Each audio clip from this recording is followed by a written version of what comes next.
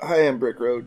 I'm recording this very, very early on Saturday, and it's usually not in my best interest to record a video the same day I intend to upload it. Pushing it kind of close there, Brickroad.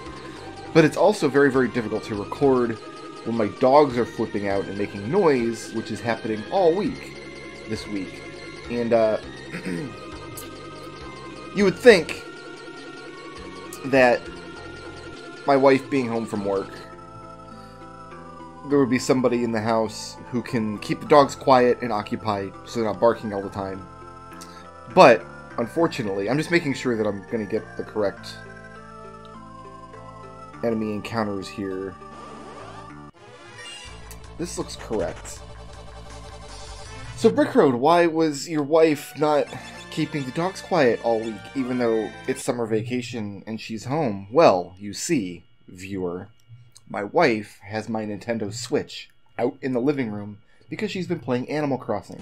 Animal Crossing is an extraordinarily boring game where you basically do absolutely nothing, which is perfect for somebody who's just looking to kill 100 hours with minimal engagement, which is pretty much exactly what Peanut's looking for in a video game. But, predictably, she got bored of Animal Crossing, as one is wont to do.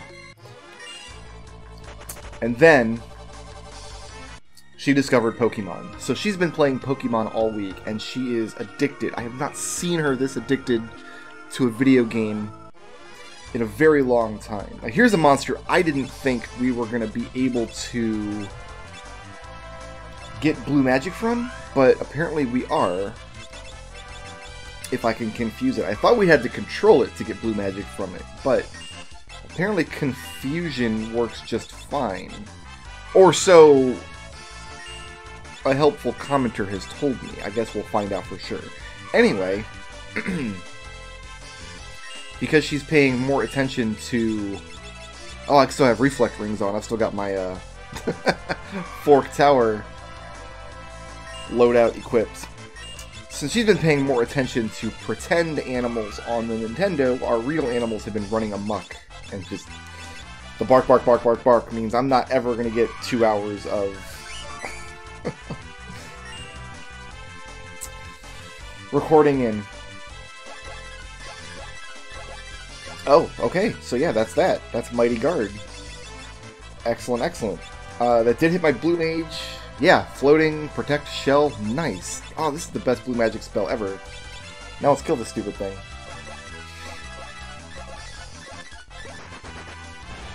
It doesn't add reflect, thankfully, otherwise this flare would bounce off. I guess I should have quick flared there. Since now we have to kill this thing. Oh, you've only got black level 5, not 6. Okay, that's fair.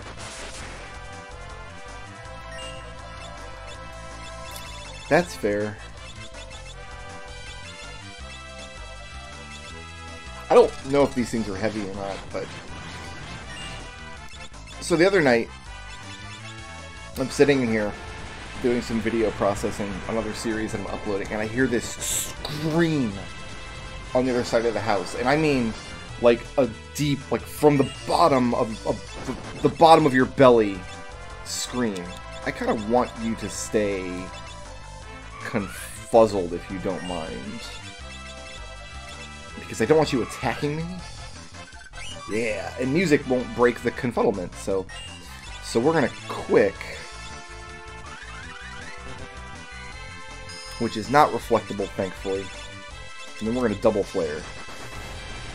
I hear this scream from the other side of the house, and like, this is a scream that I've heard maybe once or twice in my life come out of my wife, and I'm used to, like, there's one of three things that's happened. Either she's laying in there bleeding and I need to call 911, or one of the dogs is laying in there bleeding and we have to, like, run red lights to the emergency vet, or she saw a spider. Like, one of those three things has happened. So I go out there. Nope, she caught a ponyta. Now, I thought... I have, like, only a vague awareness of, like, the Pokemon mythos over the years. I've literally only played 2 of the games. The very, very first one to ever come out, and then the most recent one to come out is the only one that I actually own a copy of. That's the one she's playing now, is Pokemon Shield. So, but I do have some awareness of the Pokemon. I mean, you can't be a video game player for, my goodness, how long have we been doing this? I mean, Pokemon came out in the 1990s when I was still in high school, and it's been part of the video game culture ever since. So I do have an awareness of who some of the Pokemon are, and I played Smash Brothers and stuff. So Ponyta, to me, is like a horse that's on fire. It evolves into Rapidash, which is the one I'm more familiar with. It's like a hellhound, like a cute hellhound. But in Pokemon Shield, it's not a hellhound, or a hellhound. A nightmare is what I'm looking for. A horse that's on fire. God damn, it's early in the morning. Maybe I should be going with Thunderguy here and not Flare. I really thought this thing would be dead by now. Maybe it's not heavy. Maybe I can Deathclaw it. It's probably heavy. But no, in Pokemon Shield, apparently it has like updated versions of some of the Pokemons. And so Ponyta and Rapidash in this newest game... Do I get more damage out of Thunderguy here? No. It's about as good as Flare. I might as well use it though, because this thing's probably weak to Thunderguy. I would like it to die at some point today. Would be beautiful if it would just die. Anyway, the horse in Pokemon Shield is not a nightmare. It's not on fire. It's like this My Little Pony unicorn thing. Oh, I don't want this to happen. Oh, goodness. I just want your spell. Now, please just die, man. Why are we still... Why are we still here? I think that quick Thunderguy was not a great idea. Is there anything better I could do here? Oh, you know what? Maybe this will... If he's not heavy, this will hit for sure. Okay, so he definitely is heavy. And he's got the effect of Mighty Guard, because I came into this fight with Reflect Rings because I'm so tired. I'm not thinking straight. Do I have an Ether or anything? I've got Elixirs.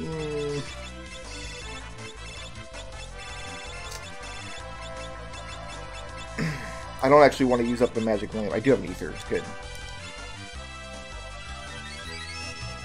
Anyway, she's super addicted, and that's why I haven't been able to get any work done as far as recording all week. Especially not a 2-hour block. When I'm home alone, which I am today, she works on the weekends, so when I'm home alone, I don't have this problem, because I know how to keep the dogs quiet.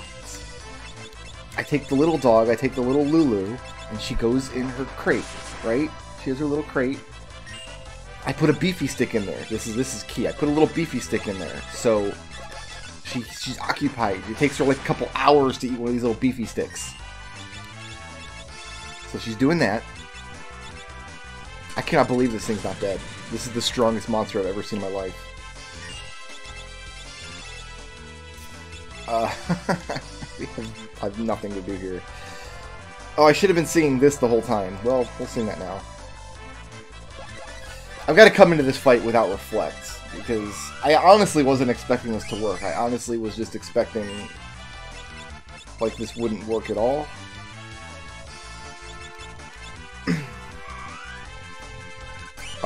Somebody told me you can confuse this thing to get Mighty Guard. I'm like, nope, you gotta control it. Like, I know that for a fact. So I'm just gonna show off that I'm right about this, but clearly I'm not right about this. Why would I be right about anything? Anyway, if Lulu's in there, occupied with her beefy stick, she's not barking. And if she's not barking, that means Edgar can just go do his Edgar stuff, and he's not barking. And if he's not barking, then nobody's barking. Yeah, I'm gonna start upping my damage now. Thanks to Mana's Payin and Hero Rhyme. I should have been singing those the whole time. I didn't take this fight seriously, because I thought I was going to go in here and it wouldn't get confused or...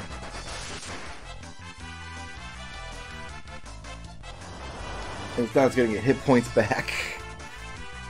Not as many, though. How about you have another Ether? Oh, do you have my Thunder? Okay, one of them's got a Magus Rod, one of them's got a Thunder Rod, so they're both getting boosted. Eat this last Ether.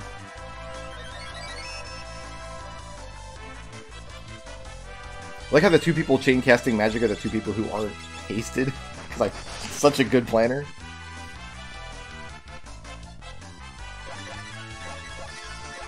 We're only doing half magic damage to it too because it is getting the benefits of shell. Got it. And a Dragon's Whisker. That's a really rare whip. Well, okay. Let's put sandals back on.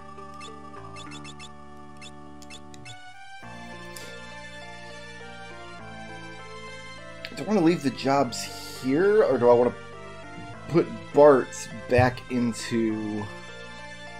I think when Bart's hits level 6 Time Mage, I'm going to switch him back to Black Mage to get level 6 Black Mage, maybe?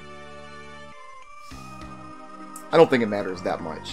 All I know is that Forrest just isn't going to get any more job experience throughout the game. So we got Time with Black, Sing with Black. Is that okay? Is that what I want? That's good enough. Black with Equip Harps is probably good. Blue with Sing. I'm happy with this. Alright. We have the best blue magic spell in the game that adds Float and Protect and Shell to everybody in the party. It's an incredibly good spell.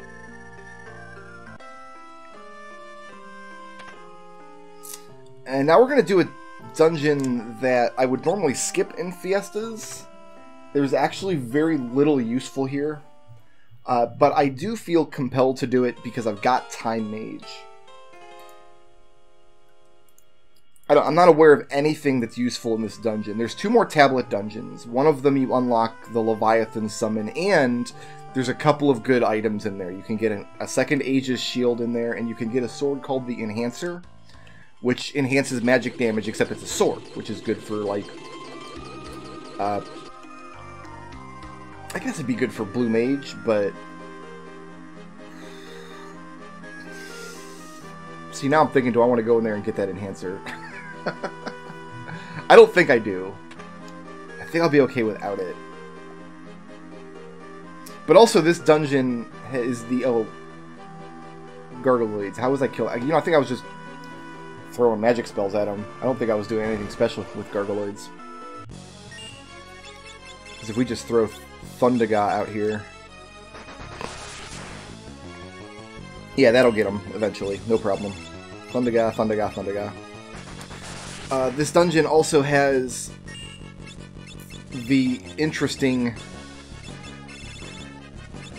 cluing that I spoke about previously.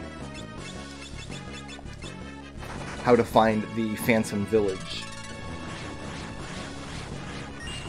And I would like to show that off in this Let's Play.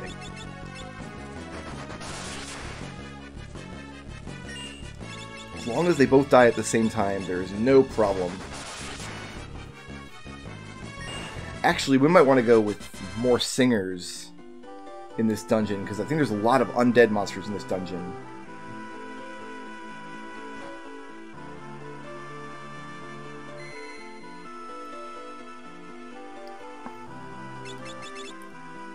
Yeah, you know what? We're going to go with more singers.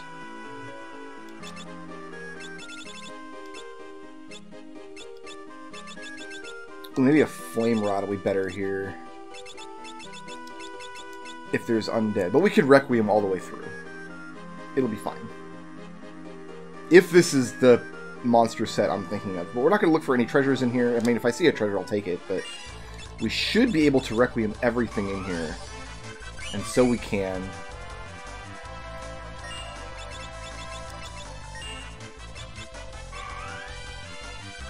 Bartz can't sing, but he can Faraga.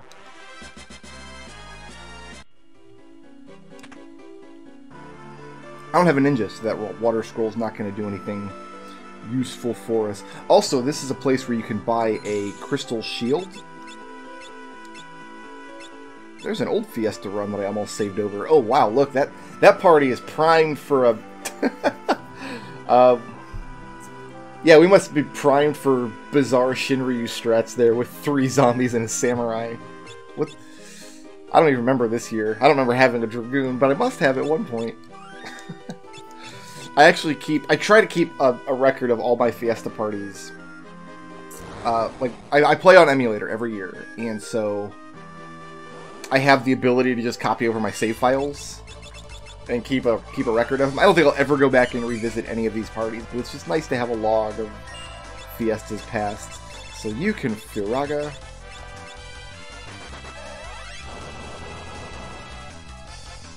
I mean, everybody's got a hairpin, so... So Kryle's got black level 5. So I want to take her to black level 6. What is her Time Mage level like? Oh, it doesn't matter, because the only Time Mage spell worth casting right now is Quick, and that's level 6. So Bart's is going to hit that first. And I don't know where I'm going in this dungeon, and eventually we have to go slogging through the lava. It's too bad we don't have the best job in the game, which is Geomancer, because then you just walk through lava. Oh, I can cast Float! Somebody pointed this out after that Xdeath's Castle video. Yeah, I could just cast Float and not take damage on the damage floors. I'm so dumb. I totally could have done that in Xdeath's Castle.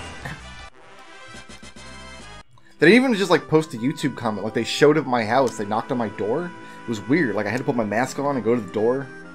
And oh no, we fell. That's too bad. Well, actually they were wearing a mask, but it was like one of those like 4chan Guy Fawkes masks, and they're like, Brickroad, you know you can just cast Float, right? And I'm like, no, I don't, because...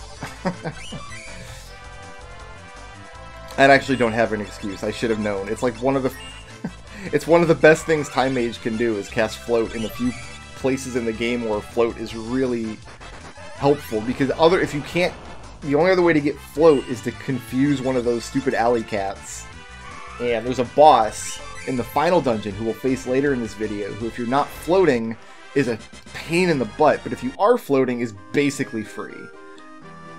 And...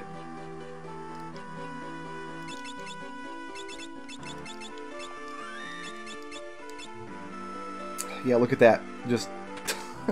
but if you use a tent or a cabin or anything, it erases your float status. So what you have to do in order to fight that boss is go to the first mountain dungeon in the game, fight the little alley cats, confuse it, get everybody floating, and then go all the way through the final dungeon without using a tent. And hoping nobody dies, so you keep float status. Big pain in the butt. Big pain in the butt, boss. In Final Fantasy VI, actually, there is a relic, an accessory. That's what Final Fantasy VI calls accessories. They call them relics, because they got to be fancy. But anyway, that's what they have a relic that gives the bearer float status. Ah, cool. There's a little dwarf village down here. It's like the hidden village in Final Fantasy V, the dwarf village. Yeah, this crystal shield. I thought this was the only place to buy this, but yeah, I guess you can buy them in the Phantom Village. But if you don't know where the Phantom Village is, this is where you get the crystal equipment. And lots of good stuff here, actually. I don't think I want a black cow. I didn't know circlets were good, actually. Let's buy a couple of those. And I just want to see what Blackgarb does for our Blue Mage. Oh yeah, circlets are good for everybody.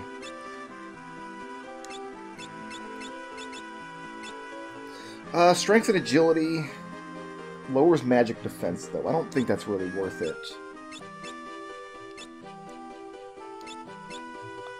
So I've got circlets for magic power, and I've got gold hairpins for MP usage. So in this dungeon, I think you're better off with a circlet, since you're singing. And singing Requiem does ping off of your magic stat. So... some good endgame equipment here. There's only a couple of these like flail weapons, and if you're doing, there's certain solo runs where if you're doing them, like that's your only saving grace is having a back row okay weapon. Okay, so it's armor from the top and bottom, and it's weapons from left and right, correct? Yeah. So kind of a hidden shop here in this dwarf village, because if you come in and check this shop, like, would you really think to go around to the side? Like, that's pretty clever to hide that shop like that. Lally-ho. Ah, yes. Dwarves as I remember them. So, we can go further in the dungeon, and I intend to, or we can take this little path. Remember, we're deep, deep under the ocean here. We're actually under the ocean floor. And this path looks a little bit familiar, like it follows the track of the islands in the southeast of the Final Fantasy V world map. Well, it's because this guy's digging a tunnel. There's something weird going above on the ground in the forest above us, and it shows you on the map where you are now. Because we've come all this way.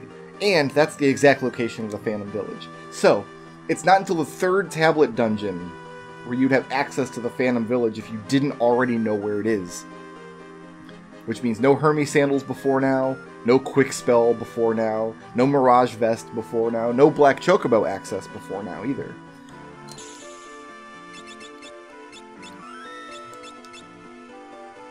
So, okay, back to work. It's actually a pretty good dungeon for this Fiesta party, at least, just to get levels in, because we're getting some pretty decent experience for what we're doing here. I'm going to...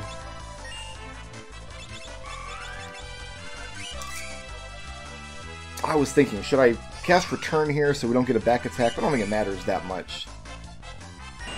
I can just throw Corral a High Potion real quick.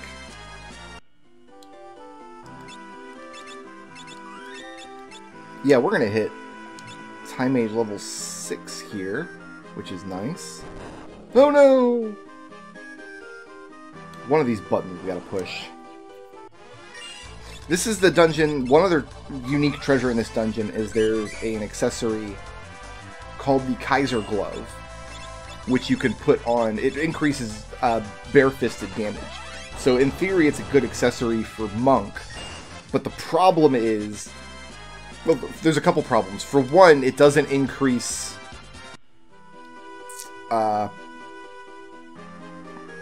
What's Time Mage level 7? Must be Equip Rods or something. Yeah, it's Equip Rods, because Black Mage level 7 is, I think, MP+. So I'm going to make you... Oh, you're already at level 6 Black Mage. You are the Mage Master here.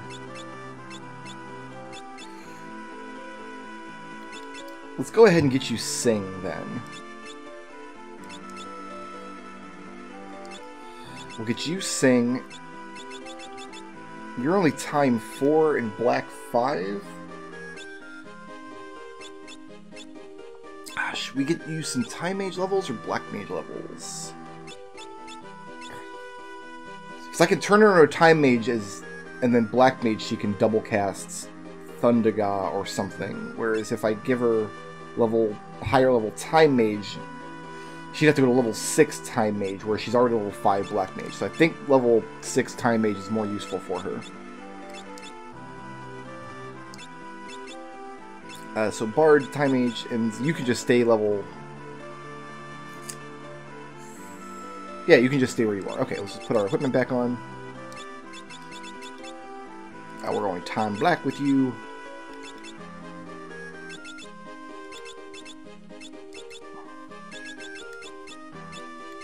Why would it give you the Assassin's Dagger? That's not what you need. And we're still floating. We are. I don't think I'll ever have Bart's sing, but it'd be nice to be able to sing. So why the Kaiser Knuckles not that great of an item is... first, it just doesn't bring their damage in line where it kind of needs to be in the third tablet dungeon of the final world. You know what I mean? Like, if you've got high-end swords or other kind of fighting equipment, it doesn't quite bring the monk up to that level. The only way to get monk to that level of damage output is to just give them experience levels. Their experience level is one of the most important things about the class. So if you don't want to level grind, you're not going to be very effective with a monk. That's the first problem. The other problem is it takes up the same slot as their Hermes Sandals, and the Hermes Sandals are just better overall. I don't think you're the better accessory in the game unless you're going for something very, very specific.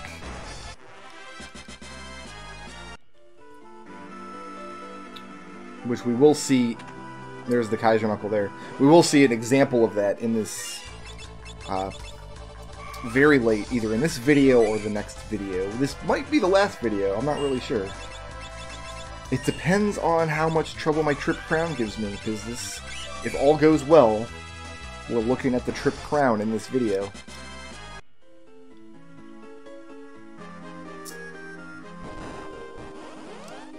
I thought that we had dealt with this.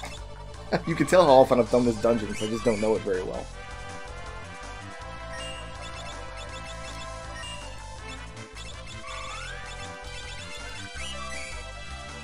But I do feel obligated. Yeah, I'm not going to go in and get the enhancer for my blue mage.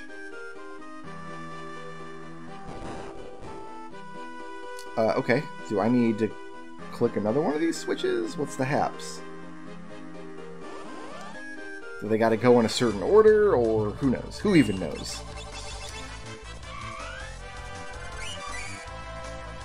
Bard terrorizes this dungeon. It's pretty awesome. In fact, I'm not even going to use up MIPS on you, because we can just do this with Requiem.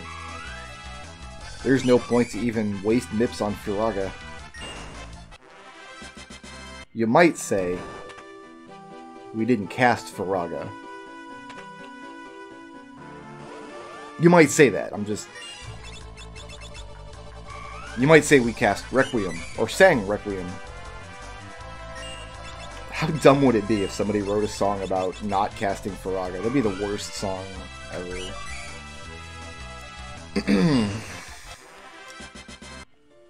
There is a boss to this dungeon.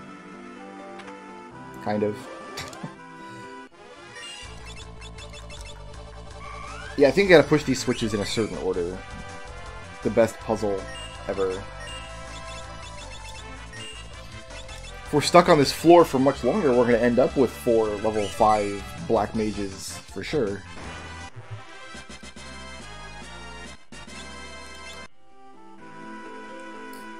Oh boy, a speed shake. There we go. So here's the boss to this dungeon. They are little piggies. There's one other benefit to this dungeon that we'll see if I can find properly. So you got the little piggies here, and you got to kill all 3 of them at once, or they revive each other. It's annoying, but our magic lamp is primed to cast the Odin spell, and that's how that works.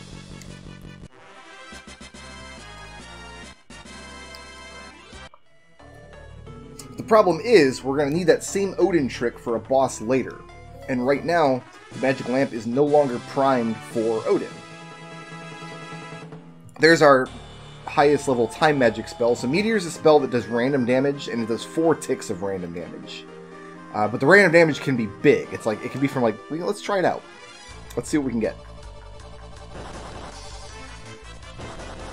It's just not as consistent damage output as the elemental spells or as Flare, but it's also not susceptible to any elemental shenanigans.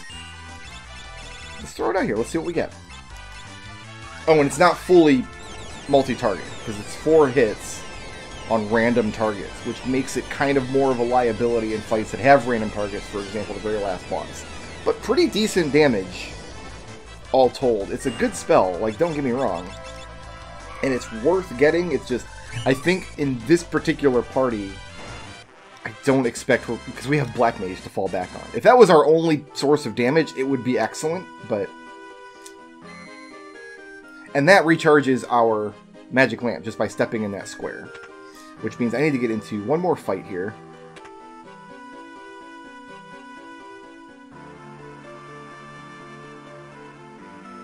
Somewhere. And I need to use up this magic lamp. And there's Bahamut. So there's 2 spots you can recharge the magic lamp, and conveniently one of them is right outside of the boss fight where you want to use the magic lamp to one-shot the boss. And there's Leviathan.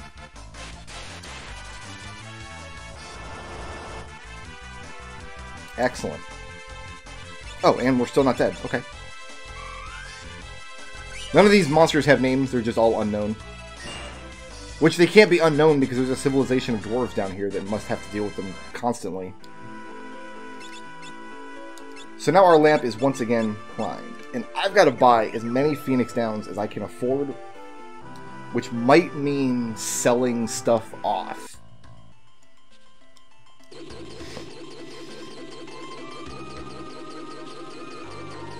Okay. This is just a nice, kind of centrally located town. I end up in this town quite a bit in the third world, I feel like. Let's go ahead and stay at the inn. I think I bought like 99 tents. So when we get to save points in the final dungeon, I might have to tent twice to get a full refill if it comes to that. Oh, there's one more thing I have to do here.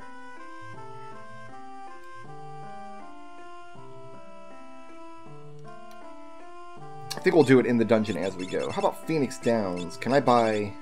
only 50, huh? Well, we need more than that. What can I sell? We can sell a Dragon Fang. We can sell Dark Matters.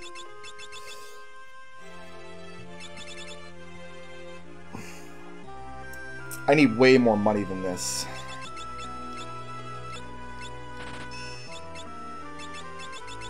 We can sell all these swords.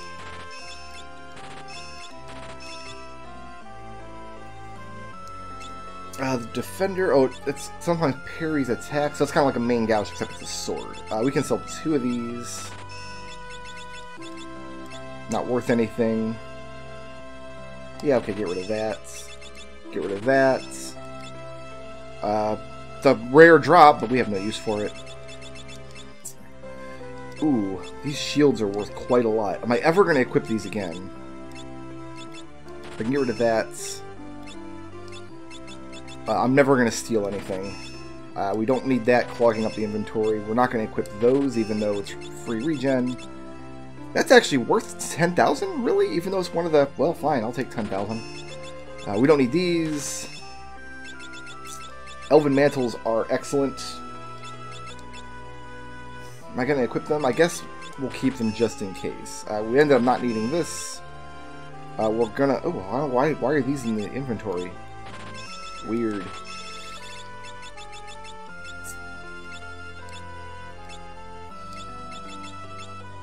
And...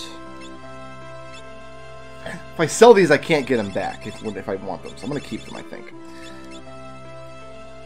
So we're going to have to make at least 2 trips in through the final dungeon. I think. Let's go ahead and sing black, time black, black sing, blue sing. That's fine. How many Phoenix Downs did I end up with? 60? 60 might be enough. But I think we need 200k in prep work. We'll be able to get some amount of that in the final dungeon. Alright, let's get to work.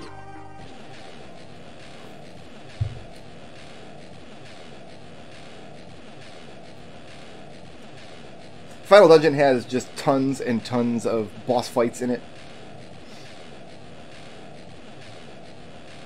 As well as other stuff.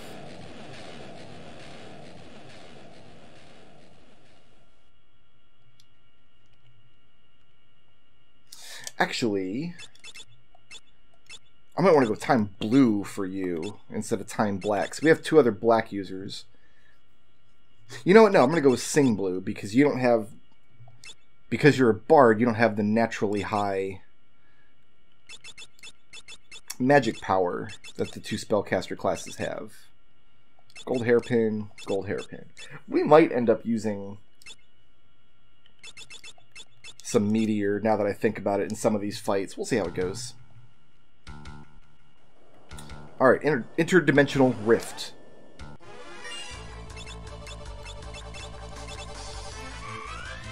We're going to fight the monsters through here because we do need some... I think I mentioned we do need some...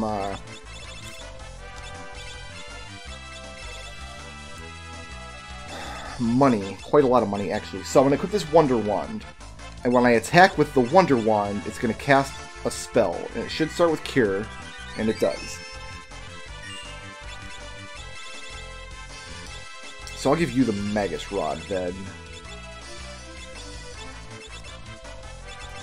And we're going to try Blizzaga against these desert flowers. Pretty good. Oh, I love having Mighty Guard. We're going to make some excellent use of that later.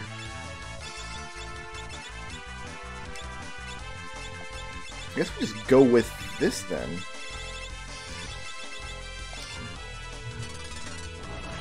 Boosted Eroga. Still not terrible, right?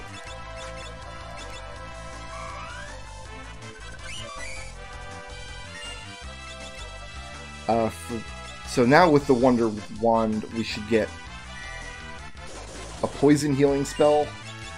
That looked correct. It goes through all of the white and black magic set in a particular order, and we want to stop when we see Kiraga.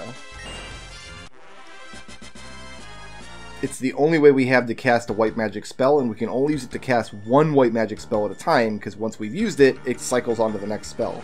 Once it goes through all the white magic, it goes through all the black magic, and then it resets. So if we have a particular white magic spell that we want to cast, that Wonder Wand is the only way we're going to make it happen. And as it happens, there are two white magic spells we want to cast, and they're right next to each other.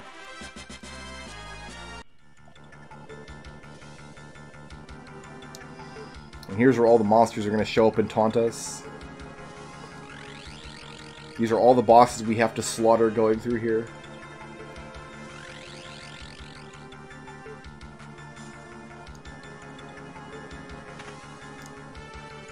It's funny how we're a thorn in XF's side when literally there was a point in the game where he was an actual thorn in the side of one of our party members.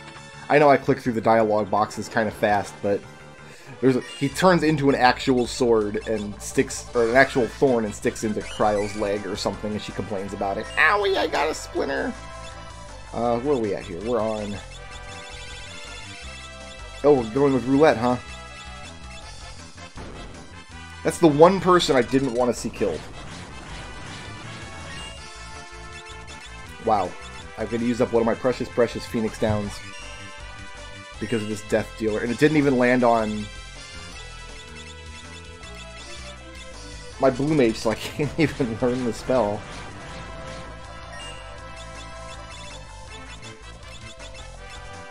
I should give Bartz an Air Knife in case he wants to cast Eroga, actually.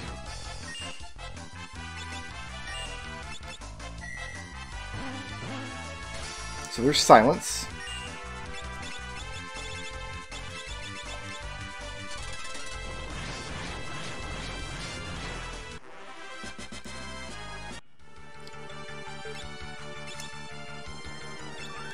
Heal up a little bit there. Okay. Cottage. You know what? I think I'm gonna not fight these guys. Ugh.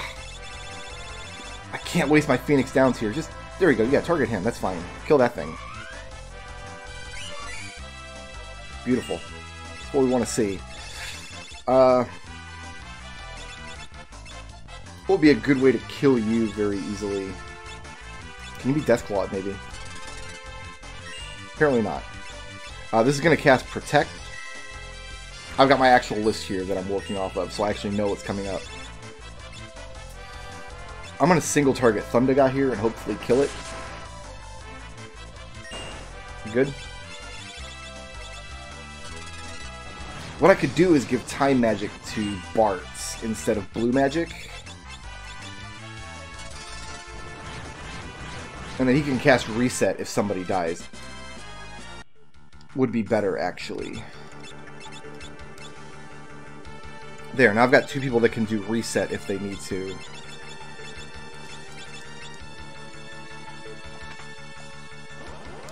An Elixir.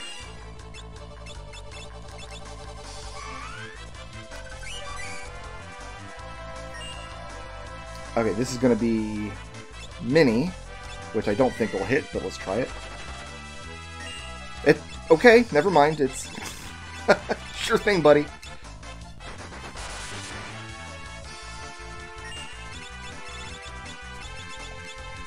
That's surprising.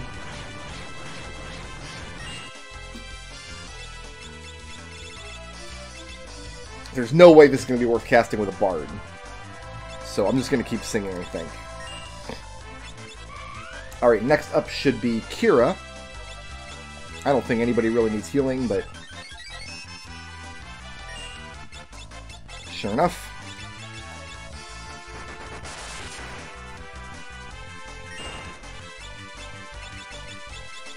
I wish there was a blue magic spell that drained magic points, like an Osmos kind of spell, which is level 6 black magic in this game. It's really high level for some reason. Kryl has black level 6. Alright, what's your time look like? Only 2, and you've got Bard mastered, and you've got...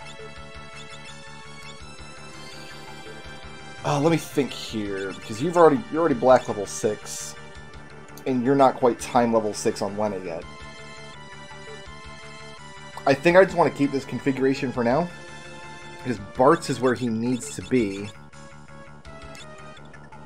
Lena's almost there, and turning Faris into a black or time mage at this point would not be useful in terms of how many ability points there are actually left to take in the game. So I think I'm just happy with this for now. Let's sit on her turn to see if we have to reset this.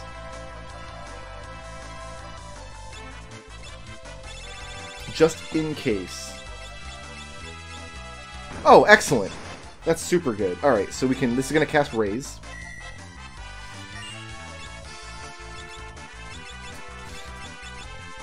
I'm going to have you sing this, because you're almost out of MIPS anyway. Because you are not rocking the gold hairpin. What's up? We'll go ahead and Thundaga. Might as well single target, because double target's not going to kill anybody.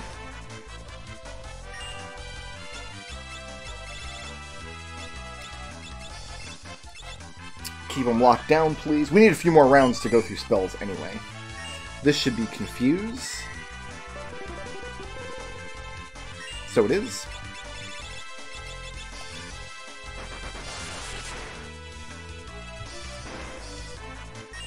The next spell is going to be Blink, and if we had a way to cast Blink infinitely, that would be super useful. Unfortunately, we don't have a way to do that. If we could cast this spell as much as we wanted, that'd be really, really good. Unfortunately, we do not have that luxury.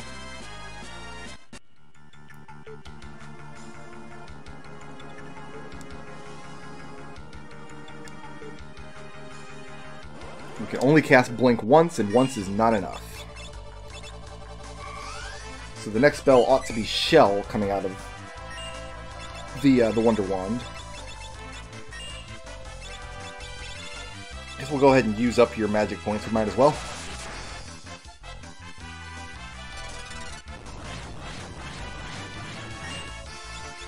This ought to be Shell. That looks pretty shellish to me.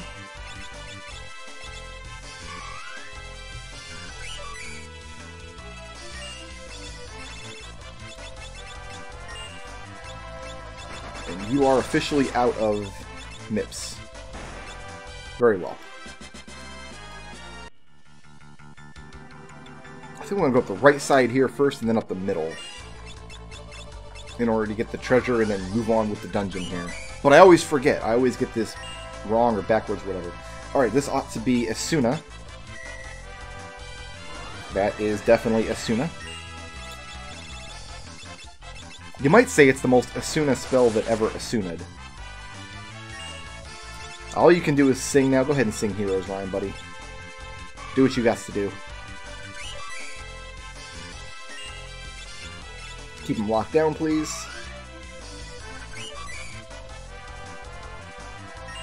And finally, this should be Kiran.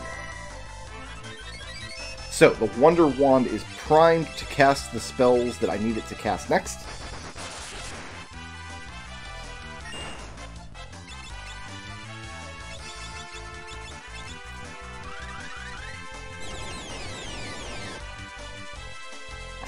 That's just not enough single target damage. This is how it's done.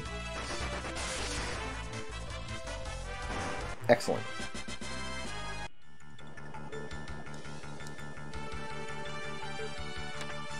Yeah, right then left. I actually got that right. Crazy. And got my free elixir. You'll love to see it. I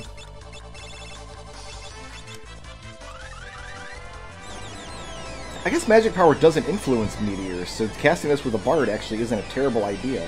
But you can see what I mean. It's like hitting the same monsters over and over. Instead of dealing an appropriate amount of damage to all the monsters, it's only hitting certain ones. But we're coming up on a save point here in a minute.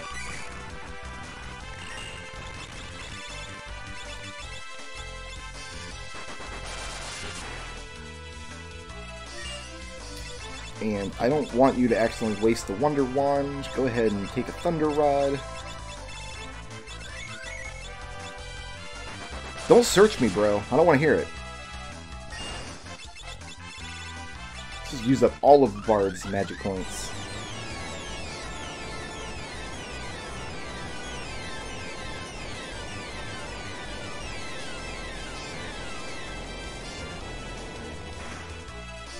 Terrific. We just, like,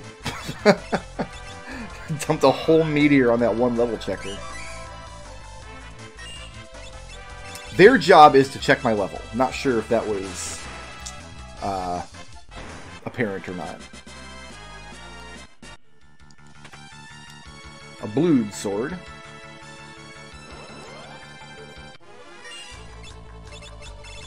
Got one more of these. Come on, big money. Nope, that was a small hit. Yeah, that was okay. That was okay. That was about the equivalent of casting Fundaga on 3 out of 4 of these monsters. Here's how it's done. That's what it's supposed to look like.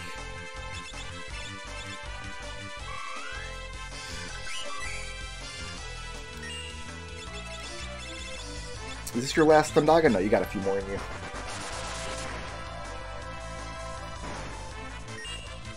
You don't, though. You're out of MIPS.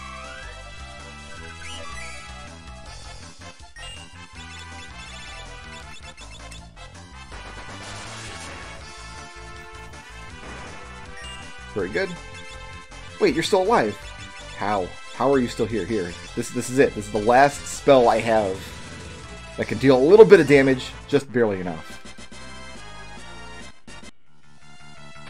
Just barely enough.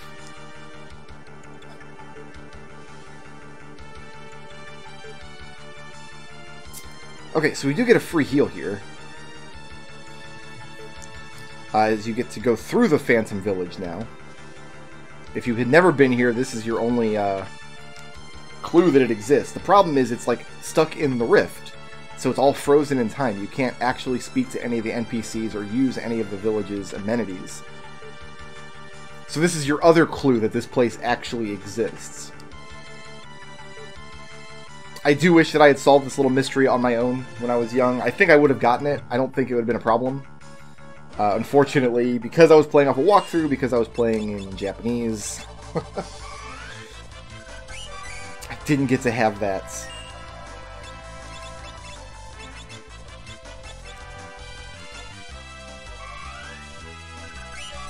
So here's our next boss coming up. I'm not worried about any of the bosses in this dungeon. I'm just not. Can we Fundaga all you farfaros for Fardymans?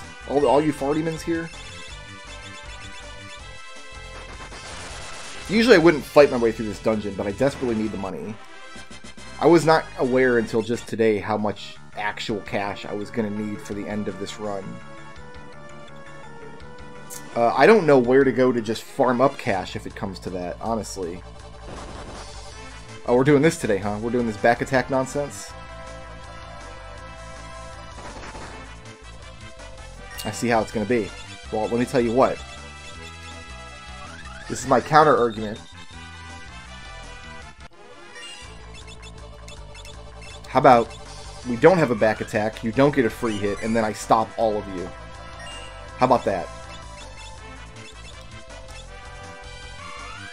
That seems appropriate, right? That's the correct thing to do. Are we still good with Fundaga here?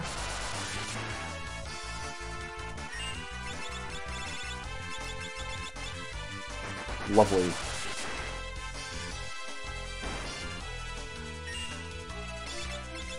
And let's see if we finish off with Comet. I think Comet is also random damage. It gets 1 tick of random damage. It's not attached to any particular element.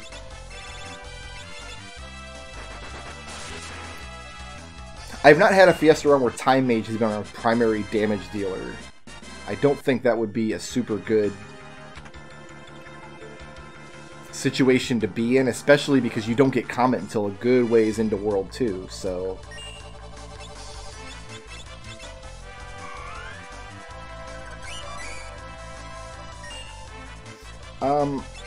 do I want your magic points coming up? I think I do, actually. Yeah, so let's just go ahead and continue singing with you, so not to waste your mana. I don't think, well, probably only a couple of magic points, honestly.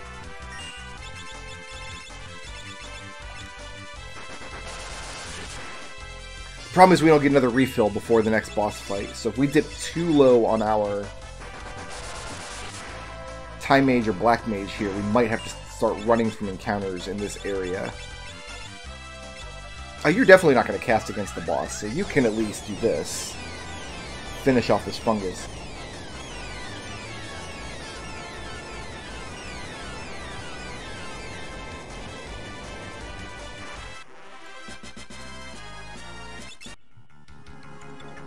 That's a very profitable encounter. That was a fairly large amount of experience, and then an ether on top. Difficult to argue with that. I wonder if these guys like fire better than thunder. I did say I wasn't going to cast Meteor much, and here I am just kind of spamming it.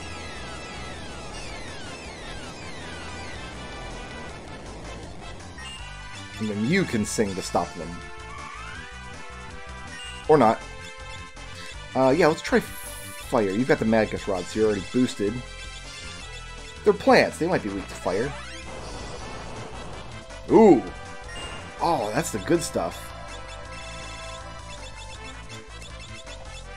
I love how much equipment in this game remains relevant for the whole game. Like, we've been using these elemental rods.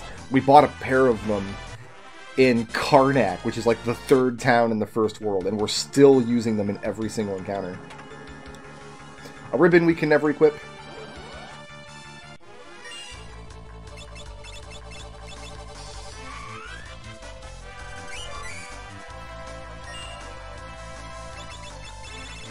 Do some more Firaga here. Not Break. Break's not going to get us there.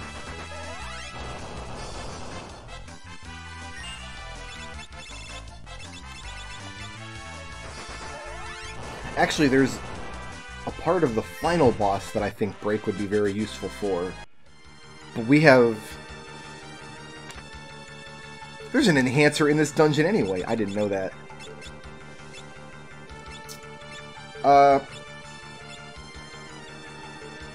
Do I get the benefit of an air knife from this? Because that's just a +3 magic. I think I am going to equip that, actually.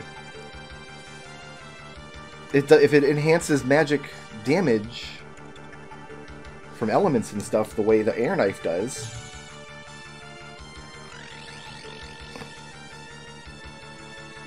it's probably just an upgrade straight from the air knife. Okay. We're just going to Hero's Rhyme.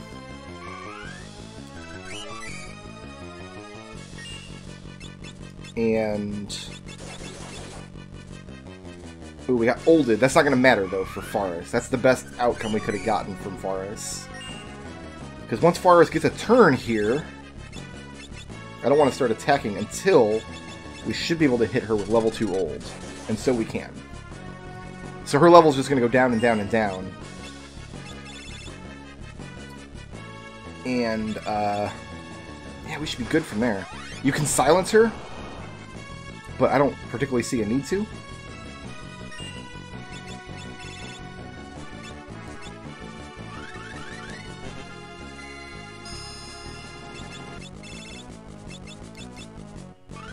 Let's go ahead and get 2 Meteors for the price of 1 here.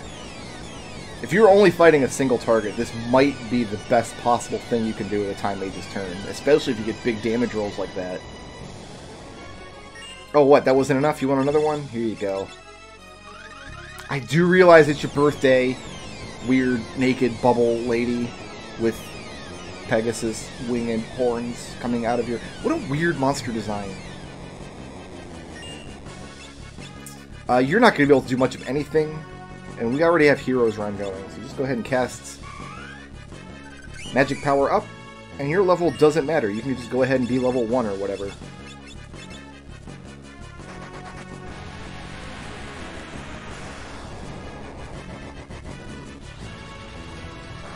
The only problem is Quick is a very MP-intensive spell.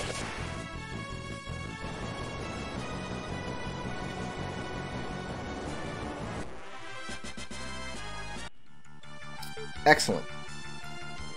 And now we are into the cave.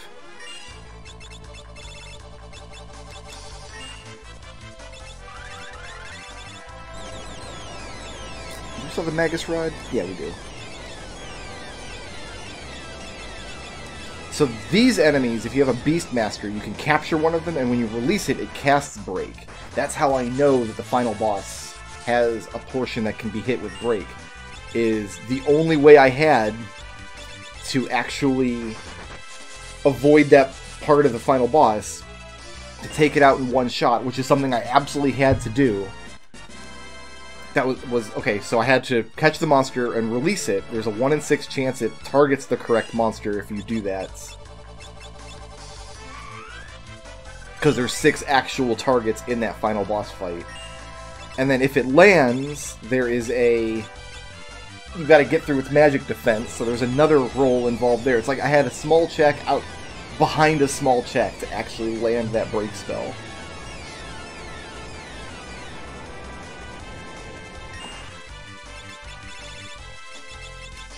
I changed my mind.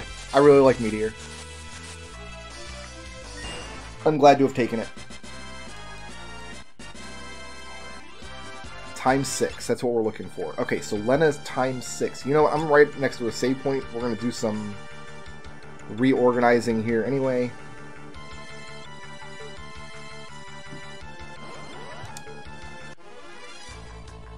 Just run from this great dragon. It's not that great. Come on.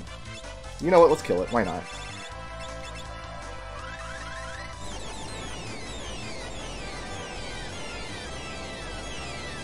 I do wonder, actually.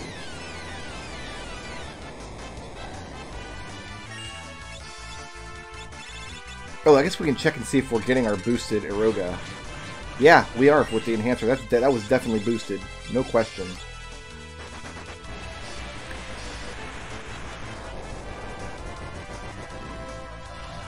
I think we have to science something in the upcoming fight. I had a plan, but Meteor might change my plan. That was not even that good of experience or anything.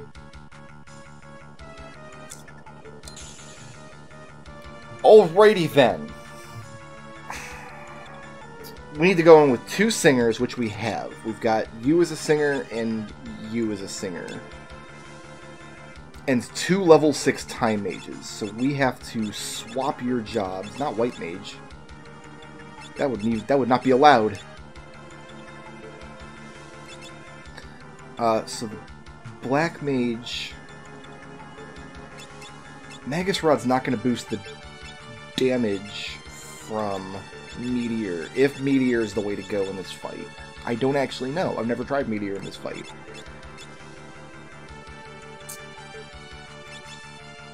Time Mage, we're going to give you the Magus Rod, the Gold Hairpin, Hermes Sandals.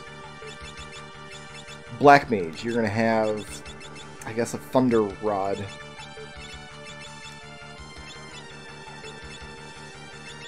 Circlets would be the way to go, but I think Gold Hairpin might be better because I don't think Meteor's damage relies on your magic stat. So that means your set, Hermes Sandals, Hermes Sandals, Hermes Sandals, Hermes Sandals. Everybody's got the robe they need. Everybody's got the abilities they need. You can sing. You can sing. Alright, I think we're set. Let's use up one of our cottages.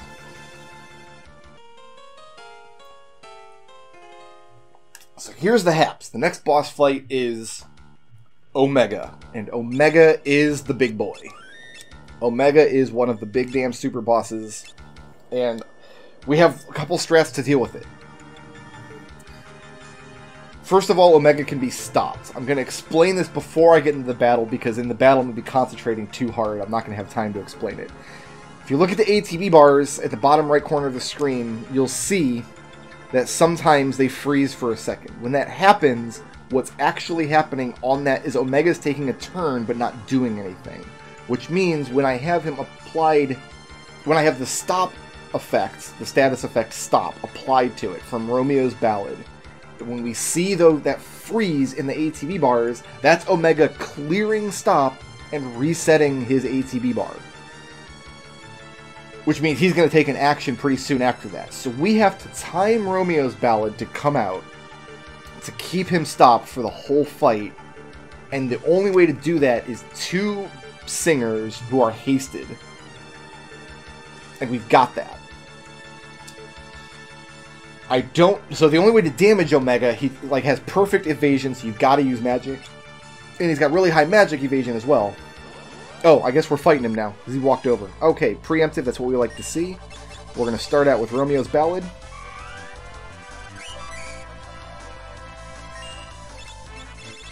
And now I want to see if I can hit him with Meteor.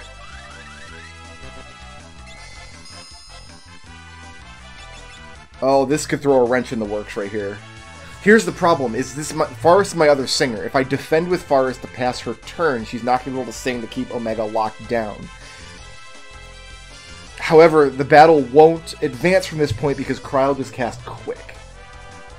So we might want to do this with 3 singers if Meteor will damage Omega, and only use Meteor. If Meteor doesn't damage Omega, I've got a backup plan. So Forest, I don't want to waste Forest's turn, but I can't really do anything here.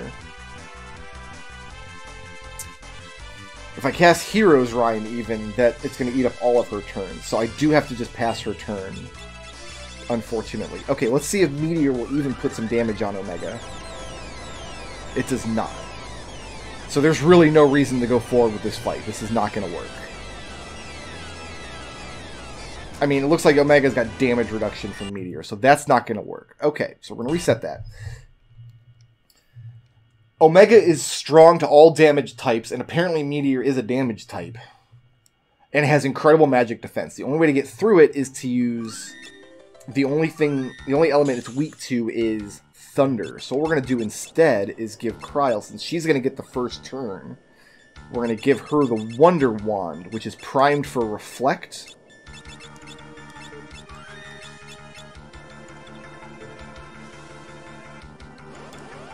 Let's get that preemptive. Nope. Well... Yeah, we might have to return this. Yeah, we're going to return this. You want to get a preemptive strike starting out here. We don't want to see Omega petrifying anybody. But Bard's fast enough that could happen. Okay, so we're going to Wonder Wand Bards. This should apply Reflect. Okay, you saw the ATB bars. If you were paying very close attention, you saw them freeze there, which means it's time for Romeo's Ballad again.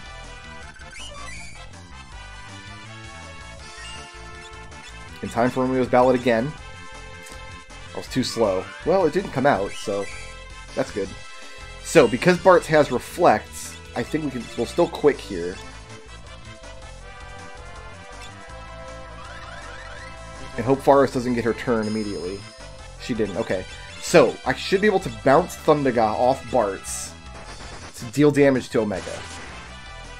That's the only way we're going to be able to deal damage to Omega. Because Omega has an innate Reflect. So if you try to cast Thundaga directly, it won't land.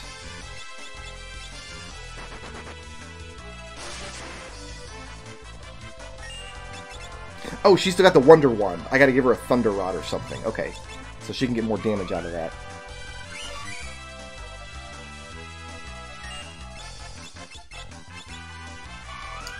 It looks like I'm casting these Romeo's Ballads as quickly as I can, but I'm actually watching for the pauses in the ATB. So with a boosted Thunder Rod, Kryl should be our big moneymaker here. with double Thundaga every turn. And we're doing thousands of damage. I've done this fight where my only damage output was... it stop wore off in the middle of her quick. That's astounding. Okay, well, we do have this going for us. Well, it's still a quick turn. I could just throw a Phoenix down here.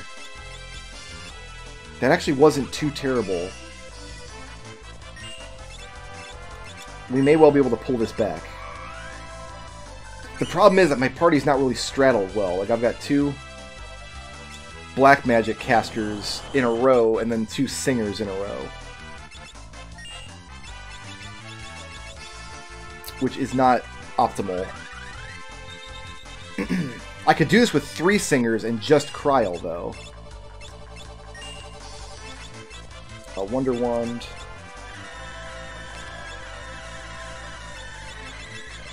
Okay.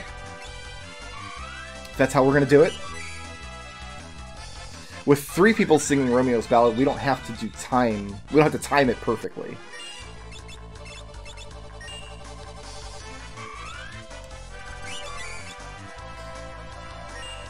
Go ahead and reflect here. Waited a little too long there. Whew! Every time I do a Fiesta, it takes me a little while to get the rhythm down and fall into a nice pattern of Romeo's Ballad.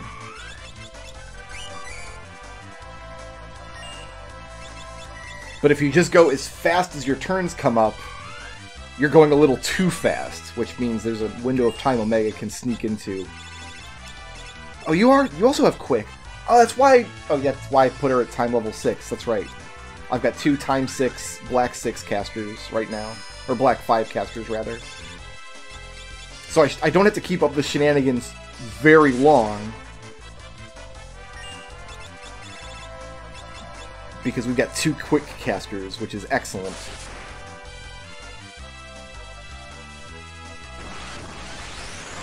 He's still getting turns, though.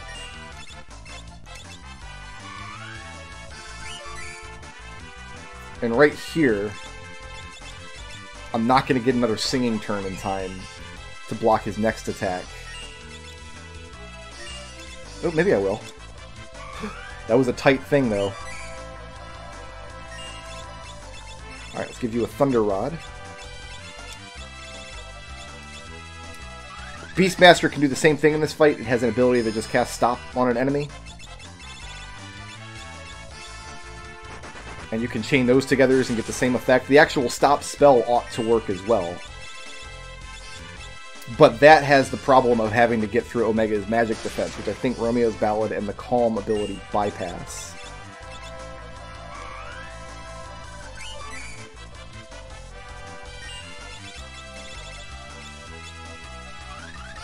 And it's going to be this until we get through. I think it's got like 55 or 56,000 hit points.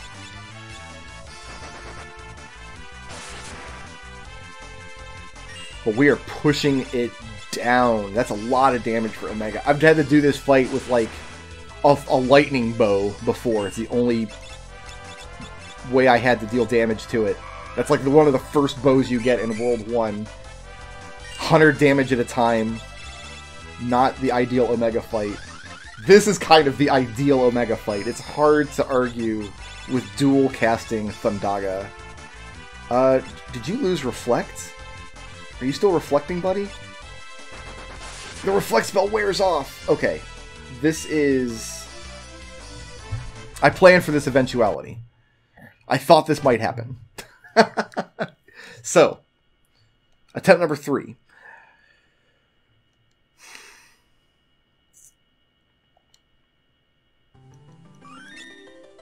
I have a way around this. Here's what we're going to do. We're going to...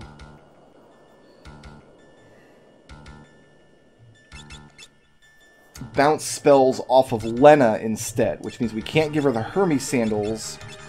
We can give her a Reflect Ring, so her Reflect will never wear off. I still want her hasted, though.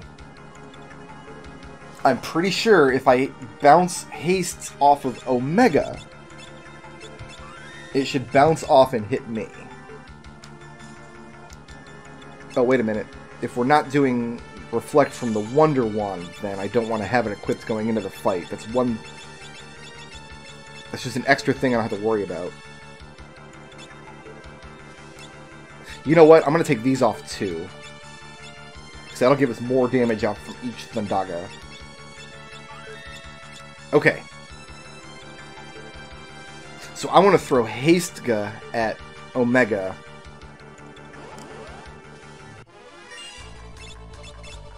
And see if I can get haste on... Can't put Hastega on Lena. If I cast just this haste spell over there, it'll bounce off, but it's only got a 1 in 4 chance of hitting Lena. Do I just want to leave Lena unhasted? Here's what I'm going to do. I'm going to cast haste and bounce it, and if it doesn't hit Lena, I'm going to return.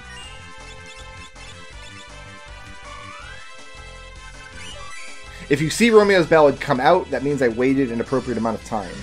Wow. Nope, never mind. That Romeo's Ballad came out way too early. So we have to return anyway. We have a 25% chance that haste is going to hit the person I want it to hit. And we might as well just keep redoing the fight until that happens.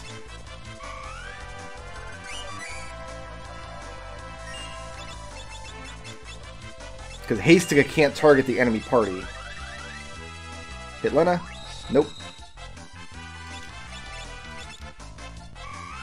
I think that was a little too early still on that Romeo's Ballad. Let's return that. I'm very curious as the technical reason why Meteor doesn't damage Omega, if it's just a random damage roll. It must not ignore magic defense is the problem with it. Alright, hit Lena, please. Nope, didn't work. Yeah, you look at that. Look for that pause in the ATD bars. It's very subtle, but you can notice it once you know what to look for. And if you're very good with it, Omega never gets a turn. Bard also has a strategy where it can basically solo Shinryu as well, who is the other big super boss in this game. Wait, please hit Lena. That's not Lena. We've hit everybody but Lena at this point. We can try this as much as we need to. It's just a 1 in 4 shot. It's pretty likely to happen, at least in theory, and we're getting preemptive strikes quite a lot as well, which I like to see.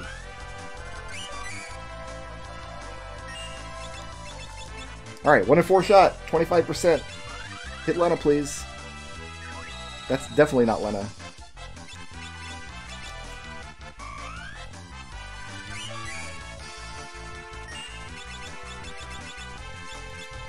Welcome to Omega. No reasonable strategy works against the super bosses in this game. You have to resort to these weird shenanigans. There's just no other way to fight them without just being level 99, I guess.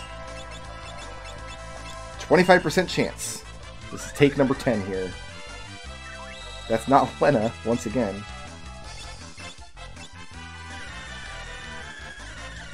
Okay, well. Kryle's gonna have to return us this time. The Aegis Shield will block that, but unfortunately Bards cannot use the Aegis Shield. Or any shield, unless you give them the Equip Shields command, which we can't do because we do not have Knights in this Fiesta.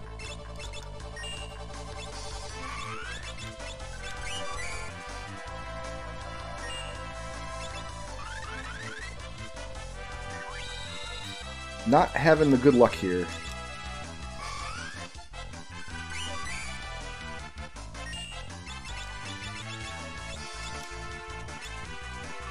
Once Lena gets hasted, it's game on. We're ready to go.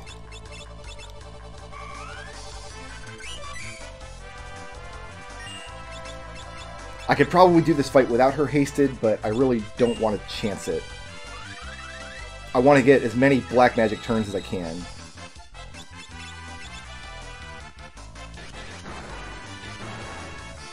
This isn't going to work for me.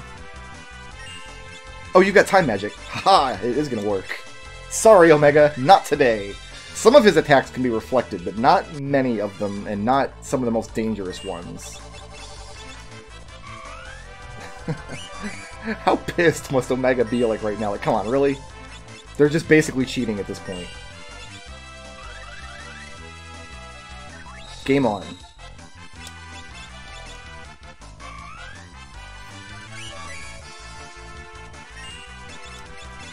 Alright, I need to make absolutely sure, because one mage has black time in that order, the other mage has time black in that order, and picking the wrong thing does cost in-game ticks. Probably not a full tick, but like part of a tick. And we're casting on Lena, and her reflect will not ever wear off. Should not ever wear off.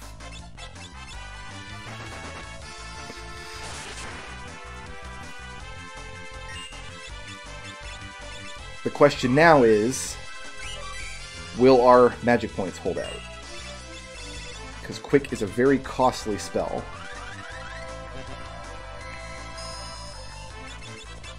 We might be doing this fight a third time with gold hairpins again. Oh, I have some elixirs, though. I think I'm willing to use elixirs to take Omega down. If need be. If I go to cast a spell, and we can't because I'm out of magic points, I'll know to use an elixir instead. Yeah, like right here, that's going to run me out of... I'm going to cast Quick.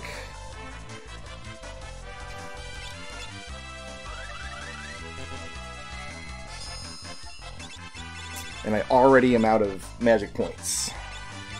They go quick when you cast Quick. Why did I do that? That was dumb. Alright, so it's apparent that the circlets, the little bit of boosted damage we're getting from the circlets is not worth giving up the half magic from the gold hairpins. I thought maybe if we got an extra 1,000 damage, but that was wishful thinking. That wasn't going to happen with it. What is it, like 4 points of magic stat? The good news is we now have to land that haste spell again. That's the good news. No problem, right? It's going to happen first try.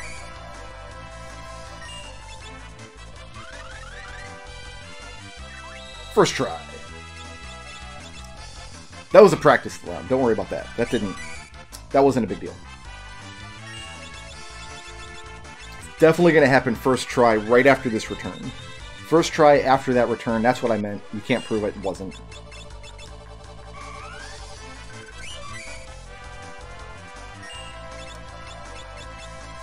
Alright, here you go, Lena. Here's your haste. Get ready. Get ready to go fast. Boom. That was... So the problem with that is it was like aiming at Lena, but it missed. That's all that was. Sometimes your spells miss. And I think it's very nice of the game that when your spells miss, it retargets them at a different valid target. That's how the game is programmed, right? That's how this works.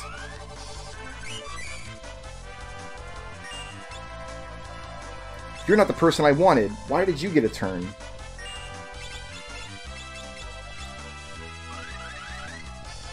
My rhythm's thrown off.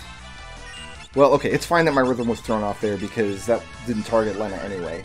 Kryl just really wants all the haste for herself. She's like, you know what, I've already got infinite haste from my shoes. But can I get, like, infinite +1 haste? How funny would it be if that actually worked on Omega? That Delta attack, and that's all it took to beat him is Reflect Ring. Game on.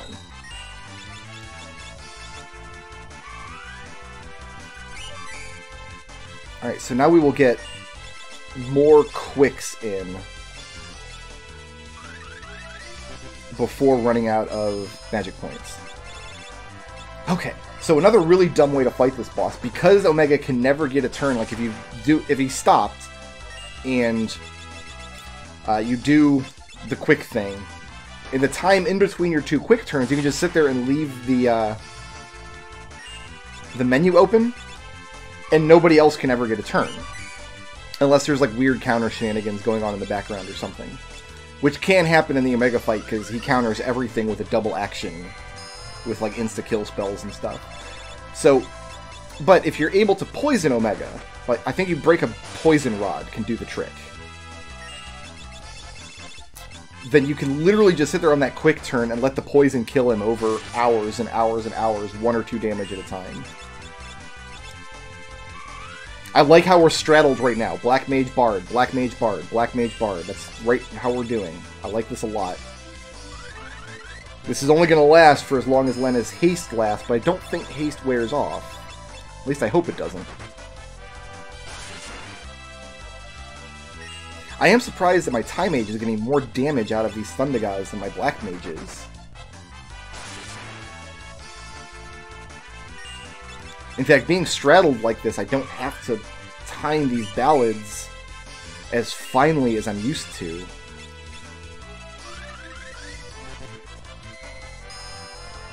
And I don't even really miss the few points of magic that we were getting from those circlets, honestly. I think 3,000 damage per blow. Well, 3,000 thereabouts. Sometimes we don't quite roll that high.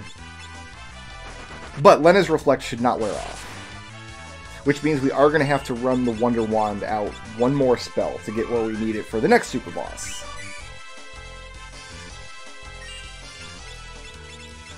Oh, I hope that doesn't cost me. I pushed the wrong button there. I pushed black instead of time. As soon as she's done, Bart should get a turn, so I think we should be okay. But selecting the wrong thing on the menu does cost you a bit of time. Yep, sure did. Okay, that could have been worse. That could have been worse. Okay. I don't have a way to clear that confusion, and that's kind of the end of that sentence. I don't have a way to clear that confusion. So, the only thing I can do here is return and time those spells better. Oh, I could turn the battle speed down, actually. To get my, you know, let's do that. I have a little more leeway if I turn the battle speed down. Let's reset this. I realize this is taking a long time, but this is how Omega pretty much always goes. You just kind of refine the strategy over multiple attempts, and it's a different kind of strategy for every party.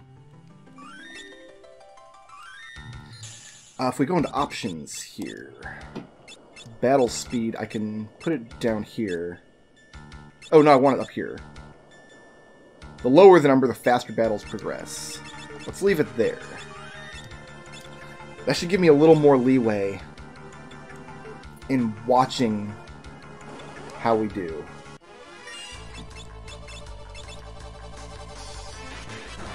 Well, we could also just start with that.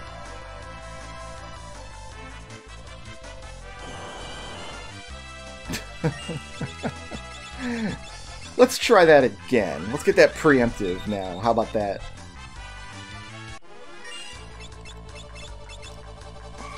There we go. This is more like it. Alright, we gotta do the 25% chance of haste again.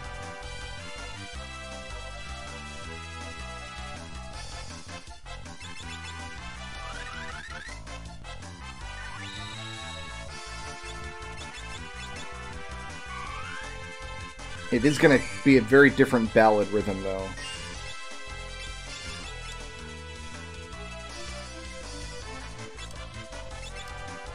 I have no idea if this is right. We'll find out. Oh, I need to reset. What am I doing? I didn't get the haste that I wanted. You can see how much slower the battle's going now with the speed turned all the way down. Which, I mean, I guess is good for our purposes. If you don't get the preemptive, you just risk him attacking first, and if that happens, then... Fortunately, Wave Cannon can never kill you. It always... I mean, it can, but not if you're at full health. It does an amount of damage equal to half of your maximum hit points. So if you're above that number,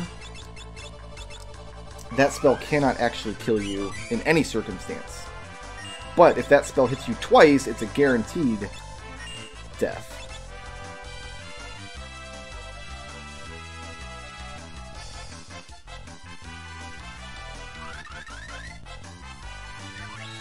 Okay, we're on.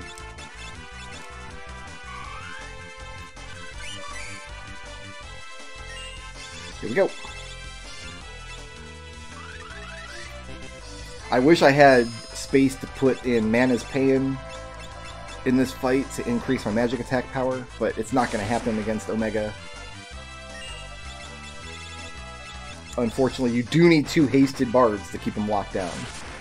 1 hasted bard, even on low battle settings, not going to do it.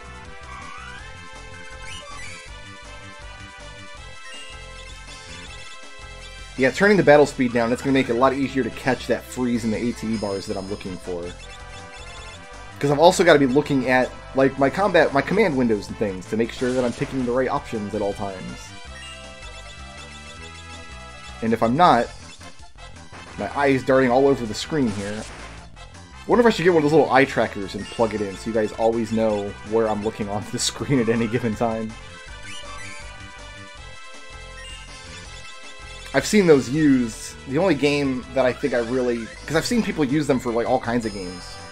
And it seems kind of superfluous for most games. But one game I really enjoy seeing the eye tracker for is Keep Talking and Nobody Explodes. I always like to know where the diffuser is looking on their bomb in that game. There's the freeze and the ATB bars that we're looking for.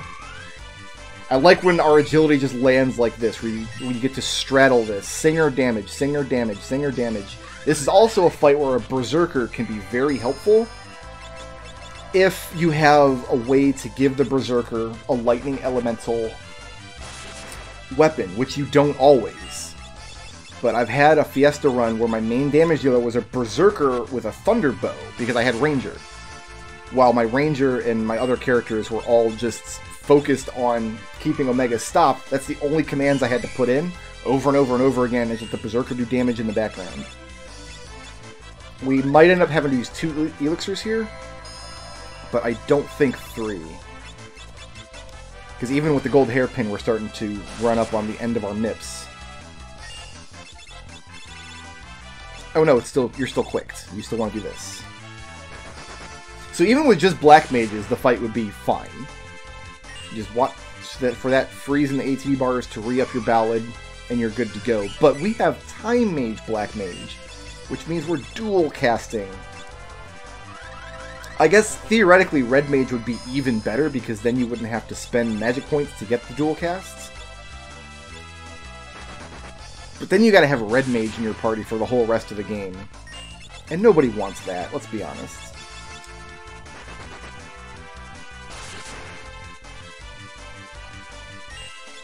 There's the freeze in my bars. Yeah, this is much easier with the battle speed turned down. Brickroad, you're playing on easy mode. It doesn't count. You cheated not only the game, but also... Oh. So Quick's going to run her out of magic points, but then she can use an elixir and cast 1 Thundaga this round. Yeah, 'cause we're out of MIPS. So, here's an elixir for you, baby cakes. That's 1 round, and then your second round, we can do... Thundaga. You can't actually cast Quick as your second Quick spell. I think the game just disallows the option.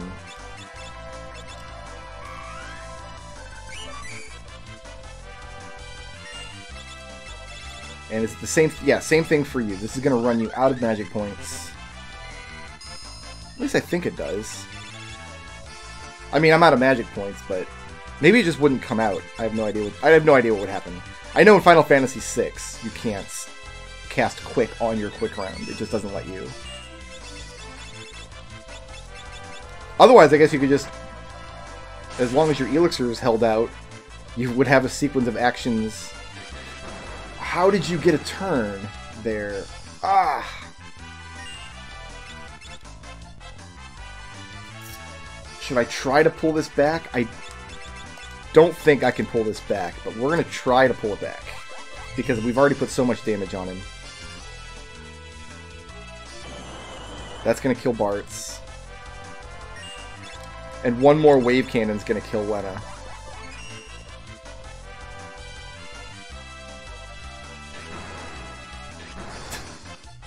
Alright, we're not pulling this back. Oh, I missed it once. I dropped my Ballad once. We'll get our elixirs back. Casting return, at least.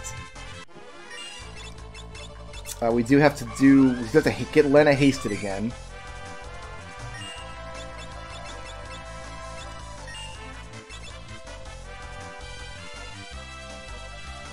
I guess I was too busy with the commentary and not paying attention to my ATB bars, and my Romeo's Ballad came out either a little early or a little late. Okay, game on.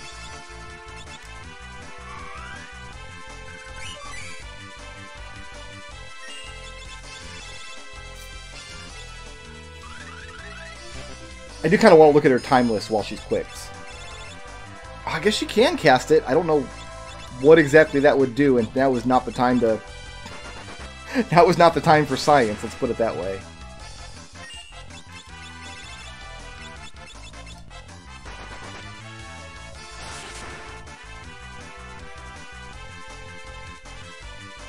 Okay, so I dropped my Ballad there, but we got lucky and he tried to blaster somebody. Good news for us. What Quick is enabling us to do in this fight is have fewer chances to drop our Ballad.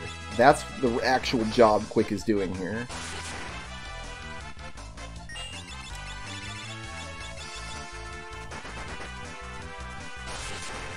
Okay, watch the bars, Brickroad.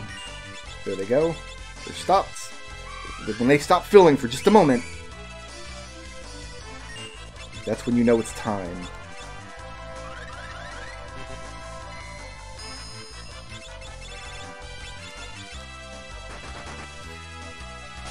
Mystic Knight has an advantage over Black Mage in this fight because you don't have to worry about Reflect. You can just put Thundaga Sword on your Mystic Knight, and that's big damage against Omega. There it is. Especially if you compare it with like Dual Wield or Rapid Fire and get multiple hits per round.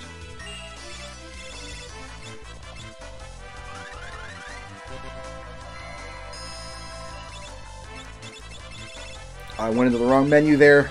Last time I did that, we dropped the fight.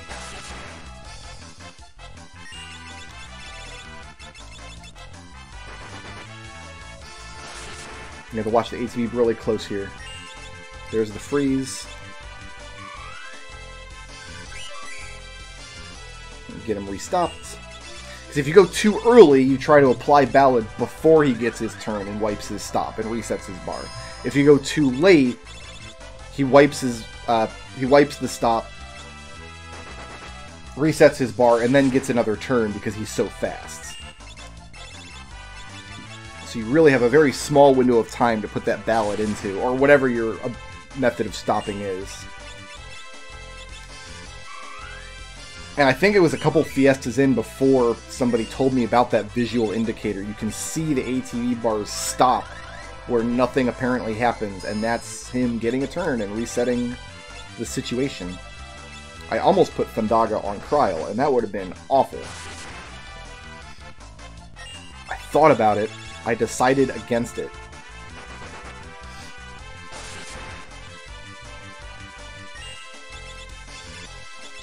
I feel like we were a little late coming out of that turn there because the bars were frozen as soon as I looked at them.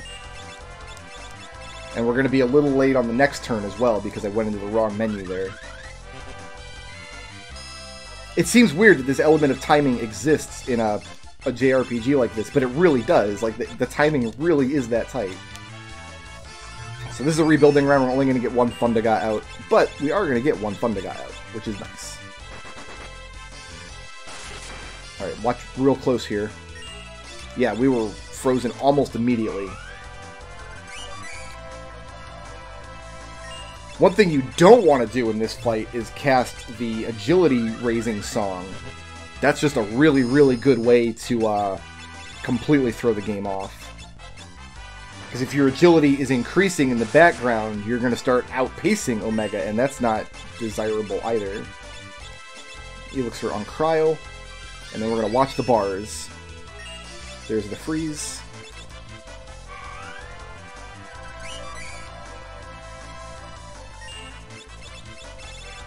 And we're reset on magic points. This is bad. This situation is bad. I'm going to select Ballad and hope for the best. But him getting a turn, because Bard is a little bit faster than Black Mage over that number of turns since the beginning of the fight, he would have lapped Lena and he got an extra turn in where he otherwise would not have. So this is going to be very... So what I'm actually going to do is skip Kryle's next turn, I think. No, I'm not. I'm going to try to put the damage out there. Because I don't know if that Ballad's going to be functional. So we are going to... Oh, the problem is, if he's cleared stop at this point, he'll still counter this damage. Well, I guess we'll find out. Okay, so he's not cleared stop yet, but he's about to.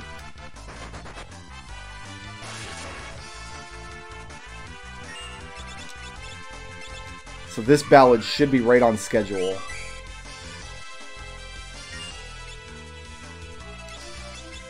I don't like where my party is right now. I've got my bards out of whack now. I hope I waited long enough there to get the two Ballads where they need to go.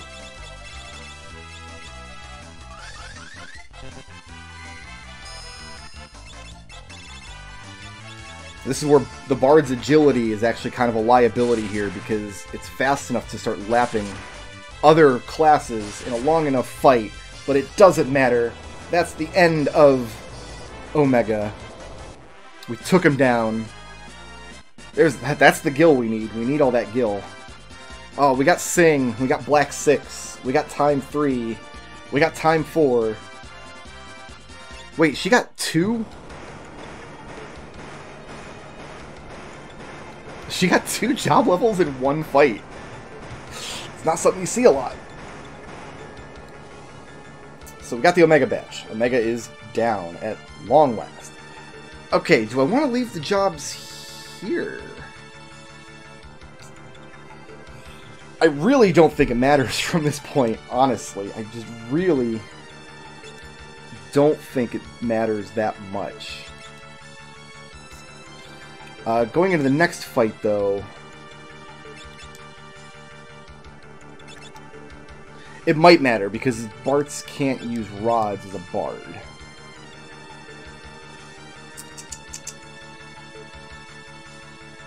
I've still got Quick, and I've still got Faraga, though. So yeah, let's go with Blue here? No, let's go with Meteor here.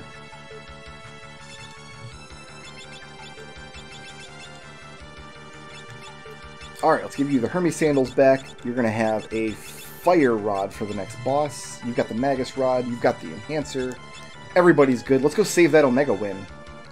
What say you?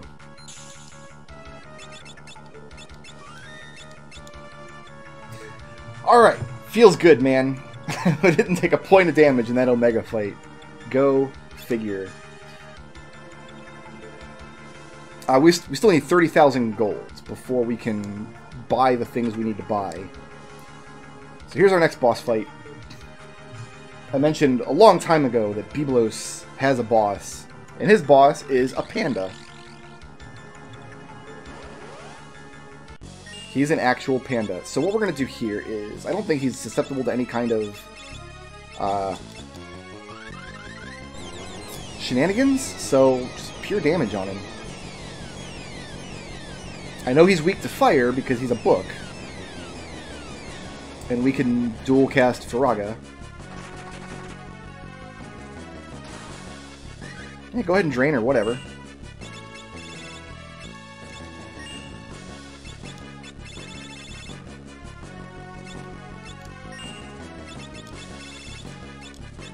This might be the end of him right here. These 4 Faragas that are coming his way. And yes, rod-boosted Aga spells are better against a target that has an elemental weakness than Flare would be. I don't like all this Toad I'm seeing, if I can be honest.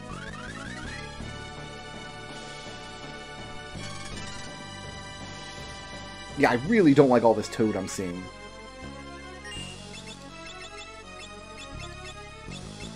And he's going to retaliate all damage with Toad. You know what? That's fine.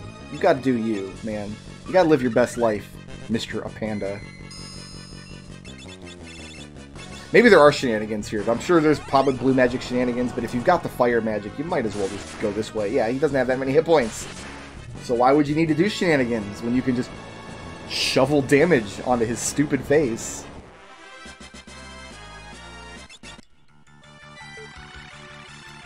I don't want to be a toad, believe it or not, so we're going to go back and use a tent. There's a book on the shelf up there that kind of gives you a clue on how to easily kill an upcoming boss, which we may or may not need. I'm going to teleport out of this fight because I don't want to be a toad for much longer.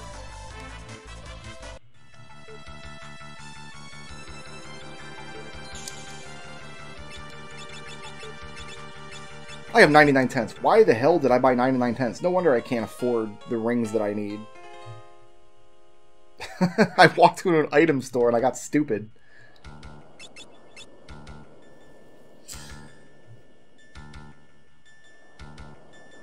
Oh, I don't want Lena to be a level 6 black mage. She's already a 6-6. And Bart's is a 6-6, so that's fine. I don't need any more levels at all then. As far as jobs go. I'm good with just the jobs we have. Everybody's got the job levels they need. 2 people at 6-6 is going to be more than enough to get us to the end here. This is a nice map to have Thief on. Unfortunately, I don't have Thief.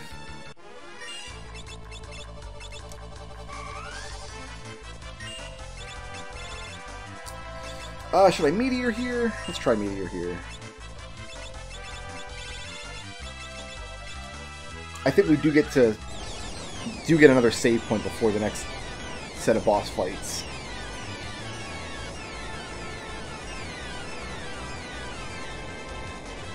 That Meteor could have gone better. I'm not gonna lie. I've seen better. I think we're still rocking Faraga here. So we still have fire rods on.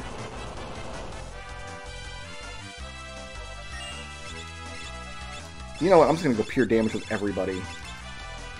I think this is like the tankiest part of the dungeon, so we might as well.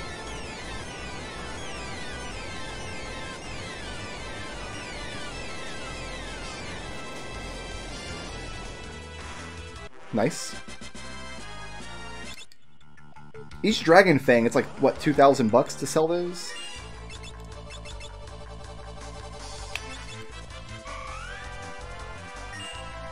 Nice, that was excellent. Let's just stick with... How much does Meteor cost? With a gold hairpin, that might be cost-effective, actually.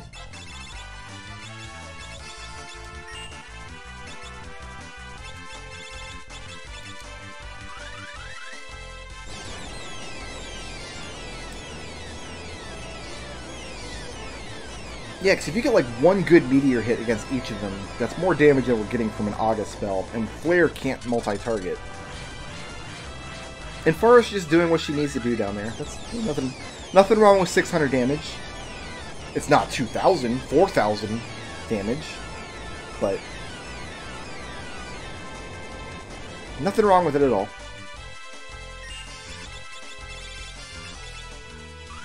If I start running out of mitts, I'll just start running from these fights. I'm really only looking for gold at this point.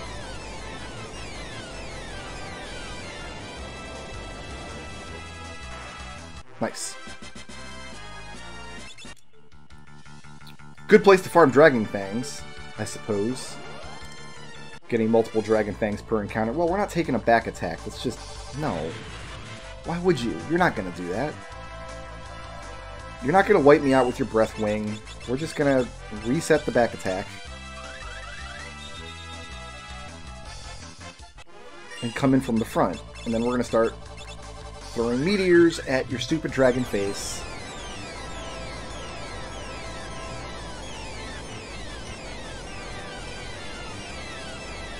That was a big meteor hit. My goodness. I enjoyed that muchly. You can sing. Why wouldn't you sing? I really didn't think we'd be casting Meteor this much in a party with Black Mage. I think I undervalued the spell, if I'm being honest. Oh, this one's just getting all the Meteor. Here you go, buddy.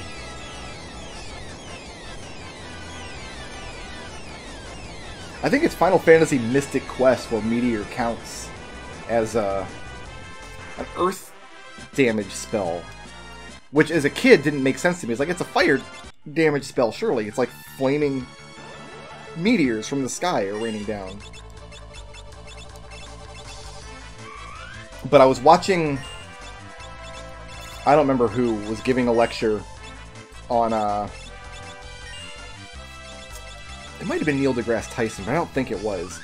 But and he described asteroids as being just hunks of space rock. And for some reason, that moment in time just clicked. That's why Meteor is Earth Elemental in that one game that might be Mystic Quest, but also might not be, who actually knows. Because they're rocks, they're not fire. Makes perfect sense. When in reality, like, even lava and magma and stuff are just rocks. Just very, very hot, liquefied rock. The classical elements are BS, is what I'm saying. The classical elements don't make any kind of sense. They're not a very good way of looking at the world. Although, when you're talking about classical elements, I actually prefer the Chinese ones, where you still have air, water, and fire, but instead of just earth, you have metal and wood. Because otherwise, earth is just kind of pulling double duty, you know? Alright, I probably got enough Meteor to clear this fight out, but then we'll just run from the rest of it until we get to the next save point here.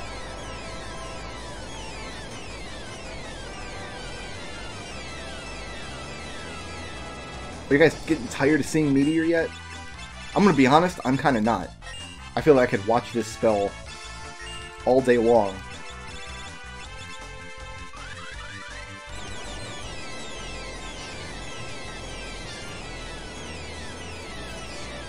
You still don't want to see a Fiesta where Time Mage is your main damage dealer, because then what are you doing in the first world, in the first half of the second world? You're not really doing anything. You've got daggers. I mean, you're hasted, which is definitely good. I'll have to watch a Time Mage solo run to see if anybody's done it, and learn more about the strategies you'd employ. Because even in World 2, like, even hasted comets are would be kind of okay, I would think. Alright, we're just gonna run from this. We do get one free teleport, perhaps? Yeah.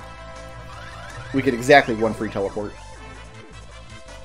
Ninja and Thief both have just a battle ability that automatically runs from fights. So you just ignore random encounters with those two classes. It's great. Alright.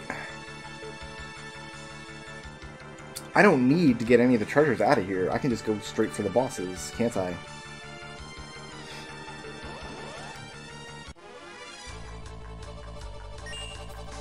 I think these sword dancers are the things that can zombify you in this dungeon, which is important for certain terrible boss strats we're not going to have to worry about. Alright, what are we doing here?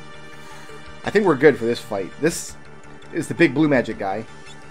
He knows all the blue magic spells in the game except one. And here's how blue magic works. When you get hit with a blue magic spell, you learn it. So all we're going to do is cast blue magic.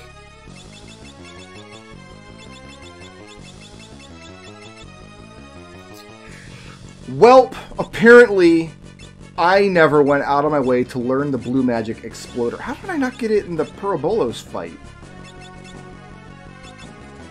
Did I not have a blue mage in that fight? Well, okay. We can't kill this. What you can do is use exploder. You explode on him, and then he learns it and uses it on you and kills himself in the process. Well, that's not going to work here. So we're going to have to fight him the reasonable way. So 40 plus 20 plus 20. I don't have enough to dual cast Meteor here, but I can dual cast an August spell.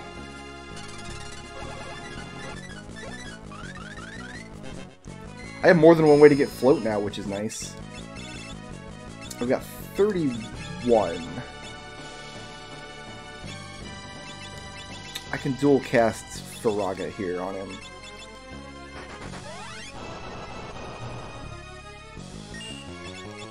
How did I not get Exploder in the Parabolas fight in World 1? I Deathclawed them, didn't I? And let them all explode on me for like 4 damage?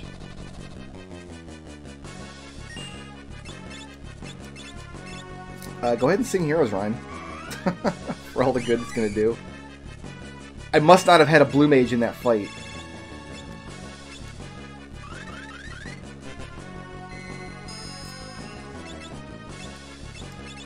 You got 24. So you don't even have enough to cast 2 of these, do you? You do not. Alright, alright. Let's hope for really high Meteor rolls here then. Nope. Really? 0, huh? You're gonna do me like that? I'm gonna have to use an Elixir in this fight.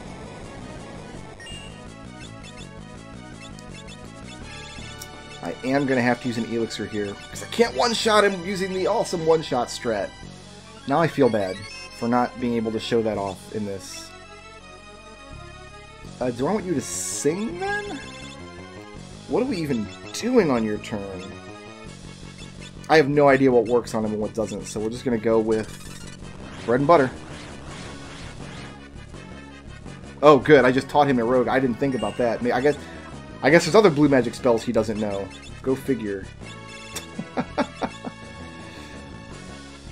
Well, I don't want him using that on me. So I'm gonna have to use another... Well, try an ether here. If I give her 2 ethers, that should be enough to get us through this fight.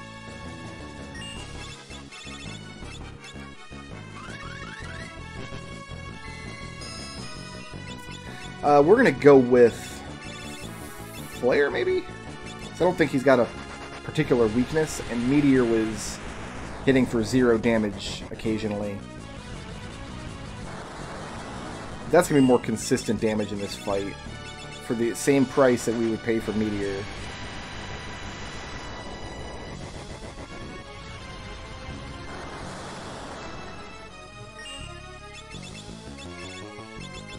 I'm going to use another ether on you.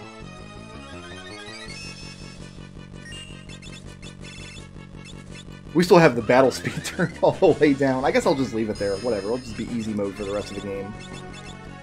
I'm so disinterested in this game now that I can't do the cool Exploder strat. I must not have had a Blue Mage in that fight. Or I did, and... Yeah, because each of those little bomb guys explodes at a random target. It's entirely possible that none of them exploded against my Blue Mage, and I never learned Exploder. I could have gone back to the steamship and learned it at any time, but I didn't think to because I thought I had it. Oh, this is fine. Yeah, that's whatever. He's just going to cast that on me. It's okay.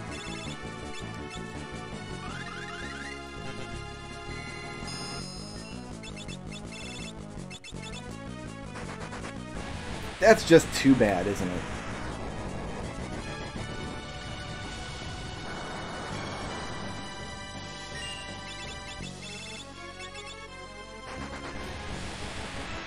Boring old powerful black magic strats with a fallback on. I'm surprised Pharos is still alive. She doesn't deserve to be.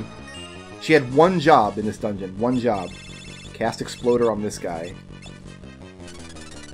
Hey, you want to learn Vampire? Go ahead. I guess it's fitting that we still killed him using blue magic from a blue mage. Like, we still have that at least. This is an optional boss fight, but it's kind of important to kill him because... Gives you a save point. I'm going to use 2 tents here instead of a cottage as my penance for having 99 tents.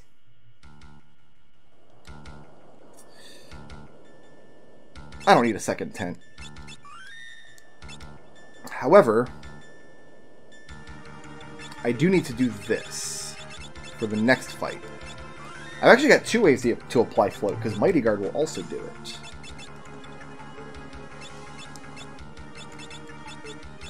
And give 1 person a Reflect Ring. This should cause the next boss's AI to completely fail. The only thing this guy can do is Earthquake spells, but if anybody's floating, instead of Earthquake, what he's going to try to do is hit us with a spell to disable Float.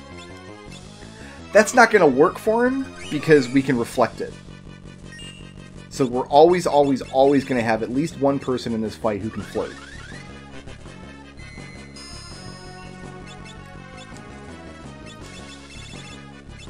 So we just dual cast Meteor, and he shouldn't even be able to do a single damage attack against us.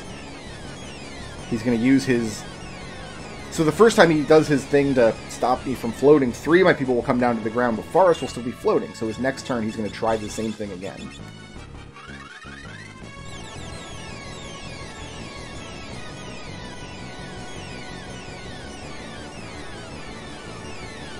God, that was like a 6,000 plus damage Meteor right there. If he even gets a turn.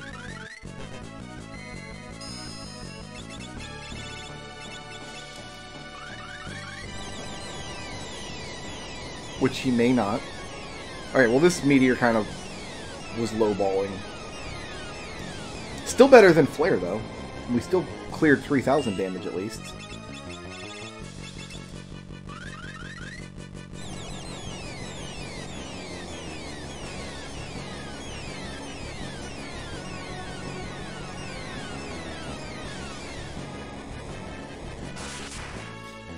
Okay, so the Reflect Ring shenanigans strat was not even necessary here because dual cast Meteor is just incredibly stupid good.